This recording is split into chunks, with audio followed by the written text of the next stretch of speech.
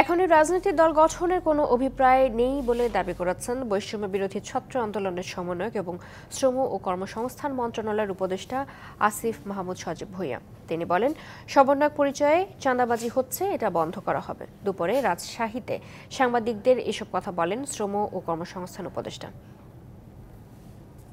রাজনৈতিক দলের ব্যাপারে যে রিউমার বা কথাবার্তা শোনা যাচ্ছে বা অনেকেই শুনতে চাচ্ছে আমাদের থেকেও, এটা আমরা এর আগেও স্পষ্টভাবে বলেছি, এখনই রাজনৈতিক দল খোলার কোনো অভিপ্রায় আমাদের নেই এবং এই অন্তর্বর্তীকালীন সরকারে যারা আছেন কারোই ক্ষমতার অভিলাষ নেই। মানুষ একটি অভ্যুত্থানের মধ্য দিয়ে যে দায়িত্বটাই অন্তর্বর্তীকালীন সরকারকে দিয়েছে সেটি যথাযথভাবে পালন করে মানুষের সে আশা আকাঙ্ক্ষার প্রতিফলন ঘটিয়ে একটি নির্বাচনের মাধ্যমে একটি গণতান্ত্রিক সরকারের হাতে ক্ষমতা হস্তান্তর করাই আমাদের লক্ষ্য।